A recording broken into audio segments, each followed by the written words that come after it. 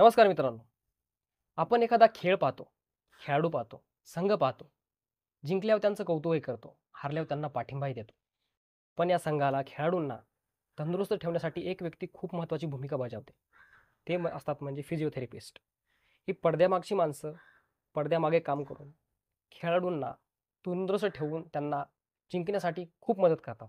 तर मित्रांनो, त्यातलेच एक फिजिओथेरपिस्ट, भारतीय कबड्डी संघाचे हेड फिजिओथेरपिस्ट आज आपल्यासोबत आहे, महेश शिंदे सर.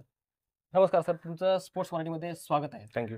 सर, आपण बाकीबद्दल बोलणारच आहोत, पण थोडं तुमच्याबद्दल आम्हाला सांगायचं. सो बेसिकली मी तर प्रॉपर बॉम्बेचा आहे. सो आफ्टर 12th सायन्स तर माझी हॉबी स्पोर्ट्स होती. त्यामुळे मी 10 वर्षापूर्वी 2013मध्ये फिजिओथेरपी हा कोर्स मी चॉईस केला, कारण त्या टायमाला काही डिमांड नव्हती. आणि त्या टायमाला पुढच्या 5-10 वर्षामध्ये येण्यानंतर त्याच्याबद्दल ॲथलीट्सला हे डेव्हलपमेंटसाठी लागणार आहे हे बरोबर. बघून मला वाटलं की स्पोर्ट्स फिजिओथेरपी चूज केलं पाहिजे. आणि त्यानंतर मग me after 12th science bachelors of physiotherapy जे 4.5 वर्षाचं असतं, नंतर मास्टर्स ऑफ फिजिओथेरपी हे 2 वर्षाचं असतं, नंतर मग फेलोशिप इन स्पोर्ट्स मेडिसिन 1 वर्षाचं असतं. मग टोटल हे 7.5 वर्ष ह्या फील्डमध्ये स्पेंड केले टू बी अ फिजिओथेरपिस्ट. नंतर after my MPT masters of sports physiotherapy नंतर मग मी एक स्पेसिफिक स्पोर्ट चूज केला. तर मी वेरियस स्पोर्ट्समध्ये काम केले, क्रिकेट, फुटबॉल, व्हॉलीबॉल आणि कबड्डी. तर ह्या 4 स्पोर्ट्समध्ये मला जो स्पोर्ट्स आवडतो तो कबड्डी आहे. आणि त्याच्यामध्ये जे प्रिव्हॅलन्स ऑफ इंजरीज आहे ते पण भरपूर आहे, कारण की कॉन्टॅक्ट स्पोर्ट्स आहे. सो मी प्रॉपर मुंबईचा, तर मी स्टार्ट केलं आमचं जे मुंबई कबड्डी असोसिएशन आहे, ग्रास रूट लेवलपासून स्टेट. नंतर मग आफ्टर माय बॅचलर्स जे सर आहेत, जे मुंबई कबड्डी असोसिएशनचे जे जनरल सेक्रेटरी आहेत, विश्वास सर मोरे, त्यांनी मला गाईड आणि खूप भरपूर सपोर्ट केला प्रो कबड्डीमध्ये येण्यासाठी. म्हणजे एक आपल्याला पाठिंबा हवा असतो. बरोबर. आता पाठिंबा आणि स्किल्स तर आपला सेकंडरी आहे, पण पाठिंबा हवा असतो. त्यांनी मला भरपूर सहकार्याने हेल्प केली ॲज अ फॅमिली मेंबर. आणि नंतर मग मी 3 वर्ष पटना पायरेट्स प्रो कबड्डी टीममध्ये काम केलं, सीझन 8, 9, 10. सीझन 8ला आम्ही रनर्सअप होतो, फायनलला 1 पॉईंटने हरलो. नंतर सीझन 9 आणि सीझन 10. आफ्टर सीझन 3 नंतर जे आपल्या भारतीय टीमसोबत माझी निवड झाली ॲज अ हेड फिजिओथेरपिस्ट. जे आपलं एशियन कबड्डी चॅम्पियनशिप आणि आपलं एशियन गेम्स, जे कबड्डीसाठी खूप महत्त्वाची आणि मोठी टुर्नामेंट असते, कारण की कबड्डी आत्तापर्यंत ऑलिम्पिक्समध्ये आलेलं नाही आहे. सो ॲट द लास्ट कबड्डीसाठी फक्त एशियन गेम्स, त्यात आपल्या भारतीय संघाने गोल्ड मिळवलं. कारण की 2018मध्ये आय थिंक सो आपल्या संघाकडे गोल्ड नव्हता, आपण हारलेलो इराणसोबत. ओके, मग ते गोल्डची आपल्याला भरपूर आवश्यकता होती. सो आपले जे 12चे 12 खेळाडू प्लस आपले कोचिंग स्टाफ झाले, प्लस आपलं जो स्पोर्ट्स मॅच्युअर असतो, आपला एसएनसी असतो, आणि कोचेसचा भरपूर रोल मेन असतो. जे ॲथलीट असतात त्यांची पूर्ण आपण कंडिशनिंग करतो. कंडिशनिंगसोबत जे कोचेस असतात ते त्यांची स्ट्रॅटर्जी डेव्हलपमेंट करतात. आणि फिजिओचं काम असतं मेन इंजरी प्रिव्हेंट करणं. मग त्याच्यामध्ये रोल असतो आपला प्रिहॅबचा आणि रिहॅबचा. In short, prevention of injury is called as prehab. Okay, for example कुठल्या ॲथलीट्सला नीमध्ये प्रॉब्लेम असेल, तर मग त्याला आपल्याला क्लिनिकल असेसमेंट करावं लागते की त्याचं मसलची फ्लेक्सिबिलिटी कशी आहे, मसल टाईट नाही आहे. जर IT बँड टाईट असेल तर नीला भरपूर इश्यू होतो. सो ते रिलीज करून आणि एक्सरसाइज पॅटर्न डेव्हलपमेंट करून ते आपलं प्रिहॅबचा रोल असतो. आणि रिहॅब आफ्टर इंजरीनंतर आपण इंजरीची सिव्हिरिटी बघतो. फॉर एक्झाम्पल लिगामेंट टियर असेल किंवा कन्कजन इंजरी असेल, तर लिगामेंट टियर डिफर करतात आता ग्रेडिंग वाईज की किती सिव्हिरिटी आहे. आता ग्रेड 1-2 असेल तर ॲथलीट लवकर येऊ शकतो अकॉर्डिंग टू MRI आणि क्लिनिकल फाइंडिंग्स. जर सिव्हिरिटी ऑफ इंजरी मोठी असेल त्याला वेळ लागतो. मग तो वेळ डिपेंड करतो ॲथलीट्सचं ट्रीटमेंट पॅटर्न, त्याचं मेन सायकोलॉजिकली पेशंट कसं आहे, कारण की हा कॉन्टॅक्ट स्पोर्ट्स आहे. त्याने आल्यावर परत डिफेंडर डाईव्ह मारणार आहे आणि परत इंजरी पॅटर्न सेम होणार आहे. तर मग ते आपण आपले जे मोठे तज्ज्ञ असतात, स्पोर्ट्स मेडिसिन डॉक्टर, त्यांच्यासोबत डिस्कस करून आणि ॲथलीटसोबत ट्रीटमेंट पॅटर्न डेव्हलपमेंट करून आणि ठराविक वेळ असतो, मग ते बघून आपण डिसाईड करतो. फिजिओकडे पाहतो, जेव्हा क्रिकेटच्या मैदानात असेल, कबड्डीच्या मैदानात असेल, त्यांच्याकडे एक बॅग असते. नेमकं खेळाडूंना काय झालं त्याच्या माहिती असायच्या अगोदर त्यांच्याकडे एक बॅग असते. तर त्या बॅगेमध्ये नेमकं काय असतं? सगळ्यांचा कुतूहलाचा विषय असतो की फिजिओ काहीतरी बॅग घेऊन चाललं म्हणजे काय असतं बॅगमध्ये त्या सर्व. ॲक्च्युली त्याला आपण फिजिओ किट बॅग बघतो. मग त्या फिजिओ किट बॅगमध्ये मोस्टली आपलं जे फर्स्ट एड किट असतं, John field for example bleed झालं तर मग ब्लीड वाइंड अप करायला, टेप करायला, कारण की फॉर एक्झाम्पल ब्लीड झालं आणि ते जर्सीला झालं, टच झालं तर तो जर्सी अलाउड नसते मॅचमध्ये. तर ते लगेच मग फिजिओला त्या ॲथलीट आपण बाहेर घेतो, फटाफट सबस्टिट्यूट करून जर्सी चेंज करतो. त्याच्यामुळे टाईम भरपूर वेस्ट होतो. आणि त्या ॲथलीट्सला पण जेव्हा गेम चालू असतो तर त्याला पण पटकन आत जायचं असतं, कारण की तो सायकोलॉजिकल मेंटल स्टेट त्याचं मॅचमध्ये असतं. तर फिजिओ किट बॅगमध्ये बेसिकली वेरियस प्रकारच्या टेप्स असतात. तुम्ही बघितलं असेल, वेरियस कलर्स असतात, त्याला आपण कायनेसोलॉजी टेप बोलतो. डायनॅमिक टेप असतात. मेन टेप आपल्यासाठी सीझर भरपूर महत्त्वाची आहे. नंतर मग आपले स्प्रे असतात, हॉट स्प्रे, कोल्ड स्प्रे, मग बँडेज असतात. अशा वेरियस प्रकारचे जे ऑनफिल्ड लागणारं साहित्य आपण त्या बॅगमध्ये ठेवतो. बरोबर सर. सर आता मगाशी तुम्ही बोलताना बोललात की प्रीहॅब आणि रिहॅब. तर आता बऱ्याच जणांना फिजिओचं काम जे आहे ते इंजुरी झाल्याच्या नंतर दिसतं, कारण ते कॅमेऱ्यावर होतं. कॅमेरा असतं. पण प्रिव्हेन्शन ऑफ इंजुरी हे किती महत्वाचं असतं आणि त्याच्यासाठी कुठल्याही अपकमिंग फिजिओथेरपिस्टने काय काय करावं? आता प्रीहॅब आणि रिहॅब. आता रिहॅबचा तर रोल माहिती आहे की इंजुरी नंतर आपण करतो. प्री सीझन कॅम्प स्टार्ट व्हायच्या आधी आपण असेसमेंट करतो, 2 दिवसाची फिजिओ असेसमेंट आणि आपलं फिटनेस असेसमेंट. मग त्याच्यामध्ये फिटनेस टेस्ट घेतल्यानंतर आणि असेसमेंट केल्यानंतर आपल्याला कळतं की कुठला त्या ॲथलीट्सचा कुठला जॉईंट किंवा कुठली मसल ती वीक आहे.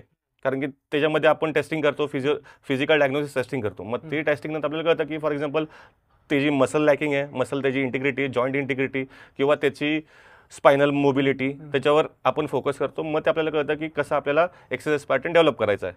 त्या असेसमेंटवर प्री सीझनल असेसमेंट कॅम्पमध्ये आपण ते डिसाईड करतो. फिजिओथेरपिस्टमध्ये एक कुतूहलाचा विषय सांगतो तुम्हाला की आम्ही निडलिंग आणि कपिंग हे 2 प्रकार असतात. आम्हाला जे बघायला खूप भारी वाटतात, म्हणजे ते नेमकं अच्छा. सामान्य असल्यामुळे आम्हाला माहिती नाही. थोडं अट्रॅक्शन पॉईंट की आपण आता तुम्ही रील्स बघितलं असणार आहे किंवा तुम्ही बघणार ॲथलीट्स पोस्ट करतात किंवा फिजिओज पोस्ट करतात. तर आता फॉर एक्झाम्पल जे ड्राय निडलिंग आहे तो वेस्टर्न कॉन्सेप्ट आहे.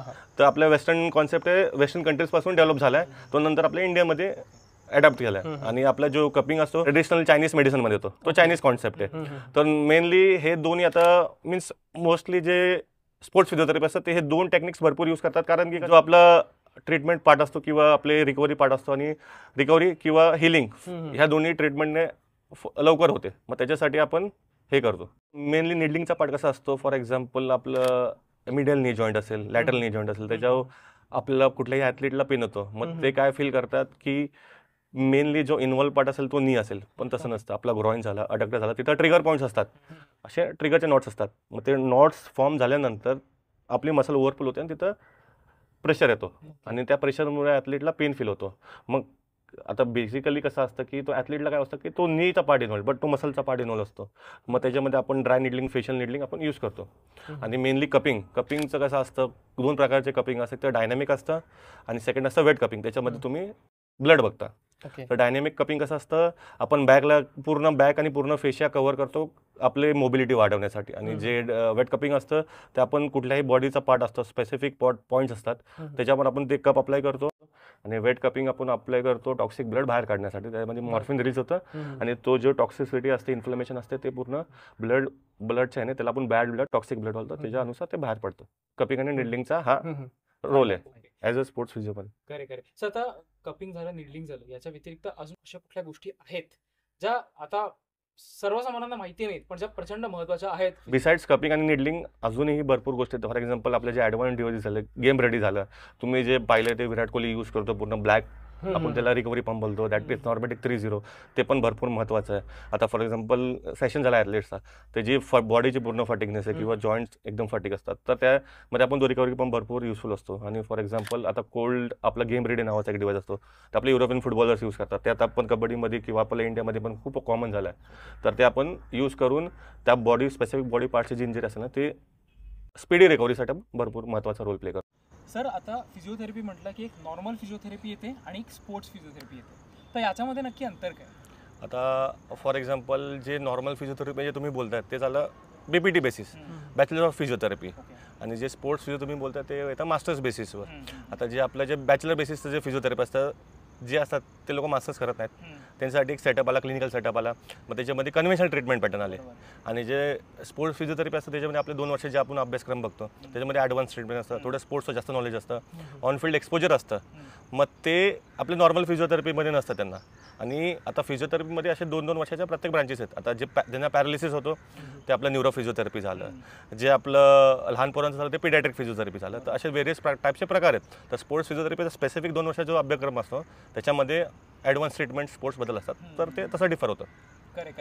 मग आता नॉर्मल फिजिओथेरपीमध्ये इंजुरीज आणि स्पोर्ट्समध्ये इंजुरीज, तर अर्थातच स्पोर्ट्समधले इंजुरीज हे जास्त प्रकारचे असतील कारण की ते जास्त खेळतात, तर त्याच्याबद्दल थोडं सांगाल? तर आपल्या जे आता जे आपले जे कॉमन इंजरीज असतात जे सामान्य माणसांमध्ये, ते एवढे सिव्हिअर असतात जेवढे स्पोर्ट्स असतात. आता स्पोर्ट्सचं तुम्ही इम्पॅक्ट बघता कारण की कंटिजन्स असतात, लिगामेंट टियर्स असतात, ग्रेड 3 असतात, तसं नॉर्मल इंडिव्हिज्युअल्स नसतात.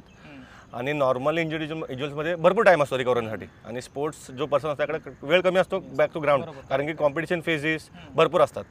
इंडिव्हिज्युअल्स सर असतात, कोचेस किंवा स्पोर्ट फिजिओथेरपिस्ट असतात सर, त्याच्यामध्ये तुम्ही इंजरी पॅटर्न विचारताय की प्रत्येक ॲथलीटचा तुम्ही इंडिव्हिज्युअल म्हणजे मी तुम्ही म्हणालात की 18 ते 22 जण आहेत, 18 ते 22 जण रिहॅब करायचं आणि तुम्हाला त्यांना इंजुरी फ्री ठेवायचं आहे, ओके. तर ते कसं करता? म्हणजे ओके, प्रत्येक तर खेळाडूला कसं ह्याच्यामध्ये मॉनिटर करता तुम्ही? आता ह्याच्यामध्ये आपण पहिले तर फिटनेस घेतो प्रत्येक ॲथलीटचं, मग त्याला आपल्याला त्यामध्ये आपल्याला लूप अँड होल्स करतात की कुठला ॲथलीट कुठल्या सेक्टरमध्ये लॅकिंग आहे, काही स्पीडमध्ये असतात, काही एंडुरन्समध्ये असतात, काही स्ट्रेंथमध्ये असतात. तर ह्याच्यामध्ये फिजिओ प्लस स्ट्रेंथ अँड कंडिशनिंगचा पार्ट दोघं तर एकाचा कॉम्बिनेशनमध्ये आपण वर्क करतो, त्याला आपण मल्टीडिसिप्लिनरी प्रोग्राम बोलतात. तर त्याच्यामध्ये कसं असतं, जो फिटनेसचा पार्ट असतो आता ॲथलीटसोबत SNC कोच आणि फिजिओ मिळून करतात. आता फॉर एक्झाम्पल कुठल्या ॲथलीटला जर इंजरी असेल तर मग त्याच्यामध्ये कुठल्या मसलवर वर्क करायचं आणि कुठल्या मसलवर वर्क नाही करायचं, तर एक फिजिओ आपल्या जो SNC कोच असतो त्याला ते गाईड करतो. मग त्यानुसार ते SNC कोच त्याच्यावर हे करतात, आपलं प्रोग्रामिंग करतात, आणि नंतर मग आपला डाटा असतो प्रत्येक ॲथलीट्सचा, आणि मग त्या आपलं रिकव्हरी झाल्यानंतर मग ते कळतं की इंडिव्हिज्युअल जो ॲथलीट आहे त्याचा मीन्स आपलं प्रोग्रेस कसा आहे. तर मग आपलं जे मॉर्निंग सेशन्स असतात आणि इव्हनिंग सेशन असतात, आपण बेसिकली फोकस करतो की त्याचं सिव्हिरिटी किती इंजरीची, त्याचं फिटनेसमध्ये तो ॲथलीट किती लॅकिंग आहे, त्याला किती वेळ लागेल, ते आपण मॉनिटरिंग करतो, आणि आपली क्लिनिकल असेसमेंट महत्त्वाचा पार्ट रोल करते. एखाद्या खेळाडूला इंजुरी न होण्यासाठी फिटनेस तर खूप महत्त्वाचा असतो, Fitness पण तुमच्या फिजिओथेरपीच्या दृष्टी खेळाडूंनी काय तयारी ठेवली पाहिजे की इंजुरी नाही होईल? फर्स्ट तरी आपलं फिटनेस मेजरली रोल प्ले करतो. सेकंड आपलं असतं डाएट न्यूट्रिशन पण महत्त्वाचा रोल आहे. आता फॉर एक्झाम्पल ॲथलीट्सचं डिहायड्रेशन लेवल किती आहे बॉडीमध्ये, मेटाबॉलिझम कसं आहे, परत मग त्याचं वेट किती आहे. आता एक स्पेसिफिक ॲथलीट्सचं प्रत्येक कॉम्पिटिशन फेजला वेट सेमच मॅटर करतं. आता तर तो स्पीडी रेडर असेल तर त्याचा वेट फॉर एक्झाम्पल 78 असेल किंवा 80 असेल. स्पीडी रेडरला जास्त वेट असेल तो रेडर स्लो होणार आहे. ओके, तर वेट भरपूर मॅटर करतं, आणि ते डाएट आणि न्यूट्रिशनवर भरपूर बेसिकली फोकस असतं. आणि सेकंडरी आपले जे प्रिहॅब आणि रिहॅब हे महत्त्वाचं आहे. सर आता तुम्ही बोलताना बोललात SNC कोच असतात, फिजिओथेरपिस्ट असतात.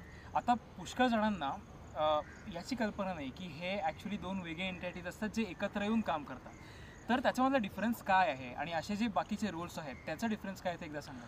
So basically a physio deals with injury prevention part and performance enhancement, and strength and conditioning coach ह्यांचं कसं असतं की he is only concern about the conditioning of the body, conditioning of an athlete in terms of speed, agility, strength, endurance at the pre seasonal camp to develop an athlete at the game level during competition phase.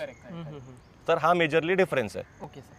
Sir आता आपण Indian cricket टीममध्ये सुद्धा पाहतो strength and conditioning coach Soham Desai आहेत, त्यांचे massager Ranade sir आहेत, तर आणि तुम्ही कबड्डी टीममध्ये हेड फिजिओथेरपिस्ट आहात. तर मराठी लोक या क्षेत्रात पुढे चालले, त्याचा अभिमान वाटतो का सर तुम्हाला? खूप अभिमान वाटतं, कारण की ॲज सच की आपले जे महाराष्ट्राचे जे आपले जेही सपोर्ट स्टाफ आहेत ते बाकीच्या स्टेटपेक्षा नॉलेजेबल आहेत असं मला वाटतं. आणि त्यांचं सर्टिफिकेशन लेवल, युनिव्हर्सिटी लेवल आपले जे महाराष्ट्राचं आहे ते त्याचं जे ॲक्रेडिशन आहे NABH ते भरपूर मॅटर करतं. आणि एज्युकेशनल लेवल आपलं खूप आहे, आणि प्लस आपल्या गेमसाठी आपलं प्रेम ते महत्त्वाचं मॅटर करतं. बरोबर आहे सर. एकंदरीत मराठी लोक पुढे जातात त्याचा अभिमान आहे, प्रचंड अभिमान आहे, कारण की इतक्या व्हेरियस क्षेत्रांमध्ये आपलीच लोक आणि मराठी पाऊल पडते पुढे, आपण जे म्हणतो खऱ्या अर्थाने होत आहे. कबड्डी टीमचे हेड फिजिओथेरपिस्ट होता सर, त्या संघातला एखादा कोणता खेळाडू आहे का जो तुमचा सर्वात आवडीचा आहे किंवा तुमच्यासोबत त्याची बॉन्डिंग सगळ्यात जास्त जबरदस्त आहे? असं तर आहे खेळाडू, बट सगळेच खेळाडू समान असतात, 12च्या 12. सगळ्याच कबड्डी प्लेयरला तुम्ही आता आपण असं चूज करणं भरपूर अवघड आहे. पण माझा जो आवडता खेळाडू आहे, जेव्हापासून मी कबड्डी बघायला स्टार्ट केलं तो एक खेळाडू आपला सचिन तेंडुलकर नावाचा आहे. हो हो. म्हणजे बेसिकली कसं की जेव्हा मी कबड्डी स्टार्ट केली, आय थिंक सीझन 4 आणि 5 मध्ये बघायला, तेव्हा त्याची जी म्हणजे खेळायची जी टॅक्ट आहे ती मला आवडली. In terms of speed, in terms of his endurance, मग तो मला आवडतो. पण असं चूज करणं डिफिकल्ट आहे, कारण की आपल्या महाराष्ट्रात सगळेच खेळाडू ब्रिलियंट आहेत. प्रत्येक आपण एक निवडू शकत नाही, बट ॲज आपला एक फेवरेट असतो, तर तो माझा फेवरेट आहे. कारण की कसं की त्याच्याने माझं बॉन्डिंग छान आहे. जेव्हा आम्ही पटना पायरेट्स टीममध्ये आलो, आम्ही 3 सीझन एकत्र केले, आणि नंतर एशियन गेम्समध्ये आम्ही 3 सोबत एकत्र गेलो. तर हे बॉन्डिंग डेव्हलप झालं आमचं, आणि तोही म्हणजे त्याचाही सायकोलॉजिकल विश्वास आणि ट्रस्ट भरपूर आहे माझ्यावर. तर मग ते भरपूर मॅटर करतं, आणि अजूनही आम्ही म्हणजे मी त्याचा as a personal physio. Okay okay. तर तसं आता खेळाडूंनी पर्सनल फिजिओ ठेवायला स्टार्ट केलं आहे. हां हां, प्रत्येक कबड्डी प्लेअरनी सुद्धा. येस. बरोबर आहे सर. आता आपण बोललात की खेळाडूंनी पर्सनल फिजिओ ठेवणं सुरू केलेलं आहे. तर आता आपण काही गोष्टी मध्यंतरी कानावरती आल्या होत्या की काही माल प्रॅक्टिसेस सुरू आहेत. म्हणजे की Correct. काही गोष्टी अशा सुरू आहेत की सर्टिफिकेशन तर आहे पण ते तितकं व्हॅलिड नाही आहे. मग एखाद्या खेळाडूने जेव्हा एक फिजिओ त्यांना ठेवायचा आहे किंवा अपॉइंट करायचं आहे तर कुठली काळजी घ्यावी?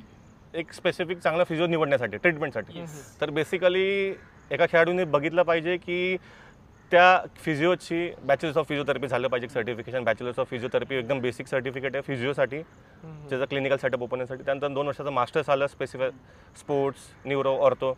आणि त्यानंतर एक वेरियस फेलोशिप्स प्रोग्राम्स असतात स्पोर्ट्स रिहॅबच्या, त्या एक बेसिकली हे बघून आणि त्या ज्या फिजिओ जो आपला असतो हे सर्टिफिकेशन आपलं एक महाराष्ट्र OTPT काउन्सिलचं सर्टिफिकेट असतं. ओके. महाराष्ट्र ऑक्युपेशनल आणि फिजिओथेरपिस्ट काउन्सिलचं गव्हर्नमेंट आहे. ते एक लायसन्स पाहिजे आणि आपलं इंडियन असोसिएशन फिजिओथेरपीचा लायसन्स पाहिजे. हे जर त्या फिजिओकडे असेल तर तो व्हॅलिड फिजिओ आहे. आणि तुम्ही आसपास बघता की असे मसाज सेंटर्स असतात, आयुर्वेदिक सेंटर्स असतात, नॅचरोपॅथी सेंटर्स असतात, ते पण असे फिजिओथेरपी त्यांच्या बॅनरवर मेन्शन करतात. पण त्यांना आणि त्यांचे आपण सर्टिफिकेशन आपण बघितले. आता एक प्रसंग होता मागच्या वीकमध्ये बघितलं, मला इंडिव्हिज्युअलने मला मेसेज आला की सर मी फिजिओथेरपिस्ट आहे, मला तुमच्यासोबत काम करायचं. तर मग मी बघितलं, मग त्याला बोललो ओके तुझे सर्टिफिकेशन्स काय आहेत. मग त्याच्याकडे फक्त एक 6 महिन्याचं नॅचरोपॅथी एक सेंटरचं हे होता, 6 महिन्या सर्टिफिकेशन, ते पण व्हॅलिड नव्हतं. मग ह्या बेसिसवर ॲथलीटने पाहिलं पाहिजे की असल्या माणसांकडून अवॉइड झालं पाहिजे आणि प्रॉपर फिजिओ निवडला पाहिजे. बरोबर आहे. माझ्या मते हा एक संदेश आहे युवा जे स्पोर्ट्स फिजिओथेरपी ज्यांना घ्यायची आहे त्या सर्वांसाठी पण, की छोटे 6 महिन्याचे कोर्सेस अवॉइड करून जे ॲक्च्युअल कोर्सेस आहेत जे तुम्ही सगळे सांगितले ते सगळे फॉलो झालं पाहिजे. 12वी नंतर आपण सायन्स चूज केल्यानंतर PCB ग्रुप असतो आपल्याला बरोबर. आणि नीट क्वालिफाय असलं पाहिजे. त्यानंतर एक चांगलं कॉलेजेस आता आपण बघतो, आपल्याला गुगलला कळतं की चांगलं कॉलेज कोणतं आहे. युनिव्हर्सिटी बघितली पाहिजे. आता महाराष्ट्रात आपलं MHS युनिव्हर्सिटी झाली, ओके, अशा युनिव्हर्सिटीज मॅटर करतात. आणि त्यानंतर मग त्याचं आपले क्रेडिट्स, त्याचे क्रेडिबिलिटी आणि ॲक्सेलरेशन बघायचं असतं. सर आता तुम्ही कबड्डीच्या टीमसाठीच अजून एक प्रश्न आहे माझा सर, कारण आपण इंडियामध्ये भारतात सगळ्यात जास्त फॉलो केलं जातं क्रिकेटचा. आता आपण वर्ल्ड कप जिंकला, आनंद के सगळ्यांनी, भरपूर आनंद आहे क्रिकेटचा, आनंद आहे सर. पण कबड्डीमध्ये आपण आतापर्यंत हरलो नाही सर. वर्ल्ड कप म्हणा, एशियन गेम्समध्ये फक्त एक वर्ष गोल्ड मेडल आलं नाही आपल्याला. कबड्डी आपला मातीचा गेम, आपला गेम, महाराष्ट्राचा गेम आहे. आणि मेन कसं आहे, प्रेमळ गेम आहे आपला. बरोबर. मग सर त्या खेळाडूंना तेवढी जेवढं क्रिकेटर्स नाही करतो ते चांगलंच आहे, त्यात वाईट नाही, पण तेवढा हे मिळत नाही सर त्यांना. त्याबद्दल काय वाटतं का सर? आता आपण आधी बघायचो एक आय थिंक सो एक 15-20 वर्षापूर्वी, तेव्हा क्रिकेटला पण एवढं म्हणजे हे नव्हतं, बरोबर बरोबर, की जास्त इम्पॉर्टन्स नव्हतं. आता आपण 2011चा म्हणून वर्ल्ड कप बघितला, आधी 1983चा बघितलं, तेवढं एवढं डिमांड नव्हतं. त्यानंतर लीग स्टार्ट झाले, लोकल लीग आपले IPL Indian Premier League start झालं, त्यापासून डिमांड आलं, स्पॉन्सरशिप्स आले, गेमला पब्लिकचं प्रेम आलं. आणि कबड्डी पण आपला मातीचा गेम आहे, त्याला आपण आणि आपल्या पूर्ण जे आपल्या महाराष्ट्रातले किंवा ऑल ओव्हर इंडियाच्या माणसांनी प्रेम दिलं पाहिजे, सपोर्ट दिला पाहिजे. नाही तर आपल्या आपण पाहिलं की प्रो कबड्डी आली, प्रो कबड्डीच्या आधी कबड्डीला पण एवढं डिमांड नव्हतं, पण प्रो कबड्डी आल्यानंतर मग एवढा डिमांड आला गेमला, गेम अपलिफ्ट झाला, स्टँडर्ड आलं. तर ह्या मेनली गोष्टी मॅटर करतात. आणि अजून जर आपण सपोर्ट आणि थोडा आपला अजून जर हे असेल, लोकांचं प्रेम असेल, तर कबड्डी अजून वरती आहे. बरोबर. सर आता आपण बोललात क्रिकेटबद्दल, गजाननने प्रश्न विचारला की क्रिकेटचा एक विश्वचषक आला, त्याच्यानंतर 1983चा आला, आपण क्रिकेटमध्ये पुढे आलो.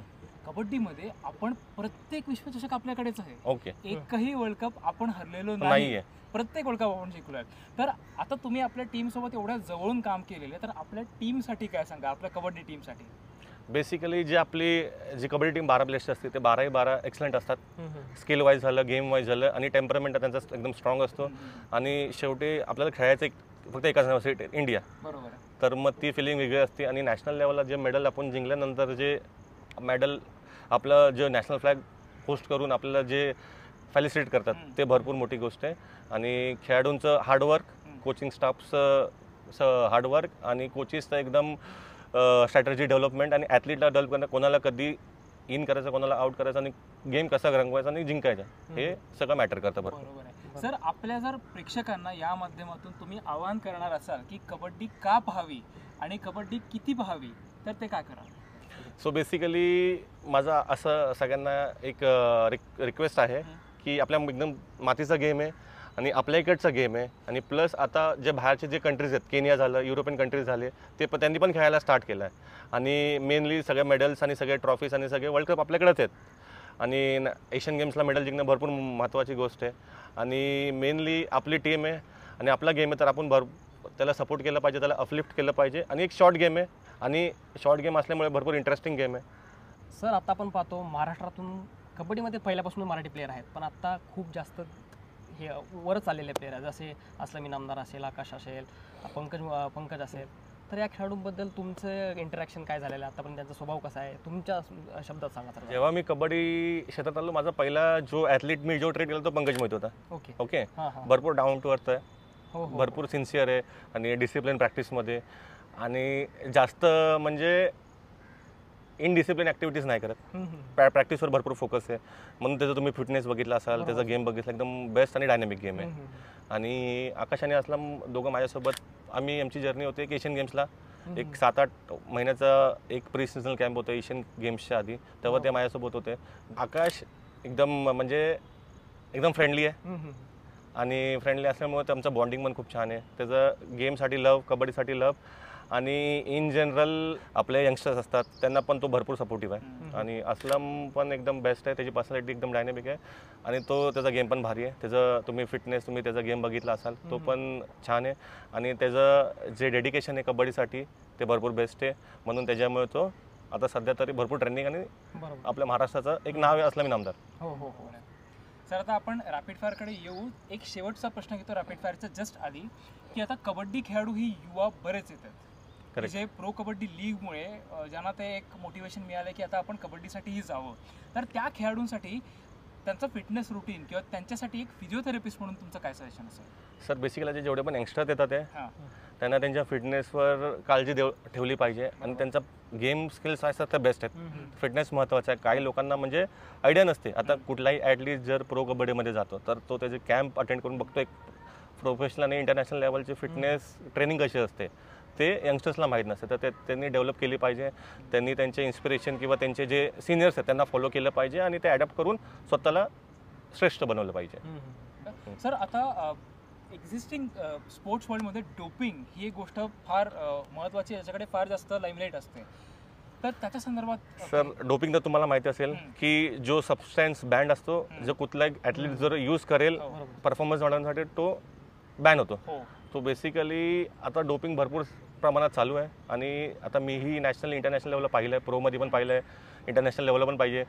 ब्लड डोपिंग पण आता स्टार्ट केलं आहे त्यांनी. ब्लड डोपिंग म्हणजे आपलं ब्लड घेतात आणि त्यात सॅम्पल्स फॉर्म करतात.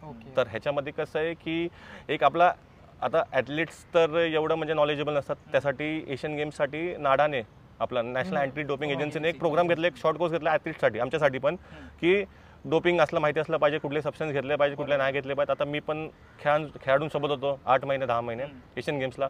मग त्यांचे जे डोपिंगचे प्रत्येक जे फॉर्म्स असतात ते एक फिजिओज फील करतो. मग त्यांनी माझ्यासोबत असताना कुठले मेडिकेशन्स घेतलेत आणि मला पण आयडिया पाहिजे की कुठले दिले पाहिजे आणि कुठले नाही दिले पाहिजेत. अँड ॲट द एंड जर मी दिलं तर मग तो माझाच फॉल्ट आहे. मग ती एक डोपिंगची नाडाची एक लिस्ट आहे, त्याच्यामध्ये आपल्याला रिफर करायला लागतं सगळे जे ड्रग्स आहेत की कुठले बॅन आहेत ते सबस्टन्स नाही यूज केले पाहिजेत. आणि सेकंडरी एक ॲप आहे ऑनलाईन नाडा अँटी डोपिंग एजन्सीचा, त्याच्यामध्ये आपला स्पोर्ट्स टाकायचा आणि ड्रग्सचं नाव टाकायचं, ते लगेच येतं ड्युरिंग इन फेज आणि आउट ऑफ कॉम्पिटिशन ते ड्रग अप्रूव्ड आहेत की नाही अप्रूव्ड आहेत हे चेक केलं पाहिजे. आणि ॲथलीट्सला पण थोडी काळजी घेतली पाहिजे याच्यावर, कारण की त्यानंतर जर पॉझिटिव्ह जर असेल तर मग नंतर नाडाचे पण 3 ते 4 वर्षाचा बॅन असू शकतो. तर हे एक डोप महत्त्वाचा फॅक्टर आहे ॲथलीट्सच्या लाईफमध्ये जोपर्यंत तो ॲथलीट खेळतोय. करेक्ट. म्हणजे जितकं महत्त्वाचं फिटनेस आहे, जितकं महत्त्वाचं स्किल्स आहेत, तितकंच महत्त्वाचं डोप आहे. कारण की न्यूट्रिशन सप्लिमेंट्स पण ॲथलीट घेतात. आता कुठल्या ऑथोराइज स्टोर्स कोणते आहेत, कुठले अनऑथोराइज आहेत, ते आता तुम्हाला माहिती आहे की भरपूर अडल्ट्रेशन पण चालतं. मग ते प्रॉपर गायडन्स अनुसार एक न्यूट्रिशनिस्ट एक्सपर्टला विचारून किंवा फिजिओला विचारून ते त्यांनी घेतलं पाहिजे असं.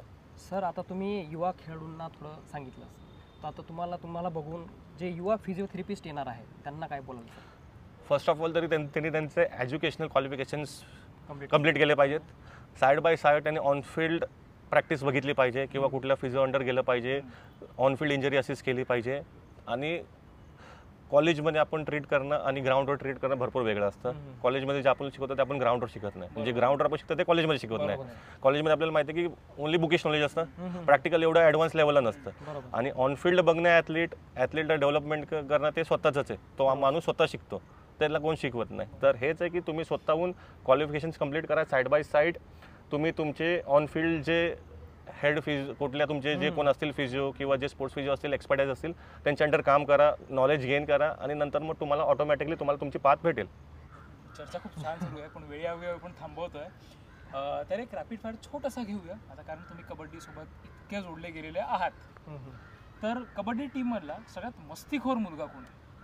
मग ऑल ओव्हर इंडियामध्ये की आपले फक्त इथे? ऑल ओव्हर इंडियामध्ये. म्हणजे पटना पायरेट्सचा सांगितलं तरी चालेल आणि आपल्या अक्षय बोडके. आणि इंडियन टीममध्ये जयदीप जयदीप धैया, हरियाणा सेलर्स. ओके. आणि आपल्या टीममधला सगळ्यात जास्त मेहनती म्हणजे मेहनत तर सगळेच करतात, पण त्याच्यात तुम्हाला जे जाणवतो की सगळ्यात जास्त मेहनती खेळाडू आहे मेहनतीला इंडियन टीममधला आणि पटनामधला. आता महिन्याचे खेळाडी आकाश असलम झाले, एक अर्जुन झाला. मी पाहिलं की त्यांचे सेशन्स नंतर पण ते वर्कआउट करतात, जिम मध्ये जातात. एक सचिन झाला. हे ॲथलीट्स मेहनती आहेत. आणि आता तुम्ही महाराष्ट्र सर्किटमध्ये पण असाल, तर महाराष्ट्रामधला असा कुठला प्लेअर आहे जो इंडियाला रिप्रेझेंट करू शकतो तुमच्या नजरेत? आता हे दोघं तर आहेच, आकाश आणि असलम. त्यांनी एशियन गेम्स नंतर असलम तर ऑलरेडी आहे. एक आकाश आणि पंकज वाटतं मला. पंकज तर बेस्ट. आता पंकजनी आता जे मागचं नॅशनल्स होतं रेल्वेमधून खूप गाजवलं आणि आय थिंक माझं तर विश आहे की पंकज इंडियासाठी खेळलाच पाहिजे. त्याचं टॅलेंट इंडियासाठीच बनलेलं आहे. बरोबर आहे सर. आता खेळाच्या संदर्भात तर सगळे खेळाडू मेहनत घेतातच. जिम असेल, खेळाचे स्किल्स असतील. खेळाच्या व्यतिरिक्त कुठला खेळाडू सगळ्यात आळशी आहे? आळशी म्हणजे थोडं रोहित शर्मा टाईप, थोडंसं रोहित शर्मा टाईप आपण म्हणू शकतो. रोहित शर्मा खेळाप्रती मेहनत आहे, पण नंतर बिंदास आळशी. तसं तर अजून मी पाहिला नाही. ठीक आहे. म्हणजे हे या माध्यमातून हे की कबड्डी खेळाडू बाहेरही तितकेच ऍक्टिव्ह आहेत. आता ओके, बरोबर आहे सर. आता आपण सर्वात फिटेस्ट खेळाडू कोण आहे ऑल ओव्हर इंडियामध्ये? ऑल ओव्हर इंडियामध्ये फिटेस्ट आत्ताच्या लेवलला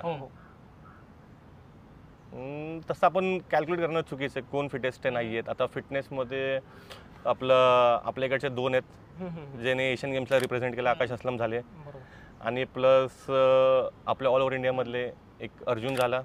तर असं नाही की ऑलमोस्ट सगळेच प्लेअर फिट असतात त्या फेजमध्ये, कारण ते इयरली पूर्ण मेहनत करतात ते कॉम्पिटिशनसाठी. बरोबर आहे सर. सर आता पटना पायरेट्स सोडलं तर एखादी टीम जर तुम्हाला सपोर्ट करायचा असेल तर कोणाला करा? गुजरात जायंट्स. सर खेळाडूंमध्ये बाकी पण बऱ्याच गोष्टी होत असतात आता. तर सगळ्यात विनोदी खेळाडू तर तुम्ही सांगितलं ऑलरेडी. सगळ्यात मस्तीखोर कोण आहे? हिडन टॅलेंट आहेत का कुठल्या खेळाडूंमध्ये? कोणी गाणं गातं, कोणी काही असं काय करतं? ब्लॉगिंग करतात. अच्छा, ओके. ब्लॉग करतात. तुम्ही युट्यूबला पाहिलं असेल, नवीन झाला, डान्स झाला. मितू शर्मा डान्समध्ये छान आहे. वा, पाहिलंय हे तर ह्या दोन आतापर्यंत पाहिलेलं मी. बरोबर आहे सर. सर आता आम्ही टीव्हीवरनं बघतो तेव्हा रेड्स वेगळ्या दिसतात, तुम्ही पर्सनली पाहता तेव्हा त्या रेड्स वेगळ्या दिसत असतील. एखादी सगळ्यात मेमोरेबल रेड वगैरे तुम्हाला कुठली आठवते का तुमच्या एक्स फिजिओथेरपिस्टच्या करिअरमध्ये? मी एक रेड पाहिलेली. मी जेव्हा सीझन 9-8ला होतो, Patna pirates versus UP of the match चालू होती आणि तेव्हा आम्ही 3 पॉईंट पाठी होतो आणि लास्टचे आय थिंक 50 का 49 सेकंड्स बाकी होते. तेव्हा एक रेडमध्ये आम्हाला 5 पॉईंट्सची गरज होती आणि तेव्हा सचिन एक रेड मारलेली. त्यांनी 3+2 5 पॉईंट्स त्या रेडला अचीव केलेले आणि तेव्हा मी त्या रेडला माझे आईस बंद करून आणि फिंगर्स क्रॉस होतो आणि त्यानंतर आम्ही ती मॅच जिंकलेलो आणि तो भरपूर मेमोरेबल डे होता. म्हणजे मेमोरेबल मॅच होती ती. आणि सर तुमच्या आयुष्यातला सर्वात अविस्मरणीय क्षण फिजिओथेरपीमध्ये आल्याच्या नंतर? Asian games gold.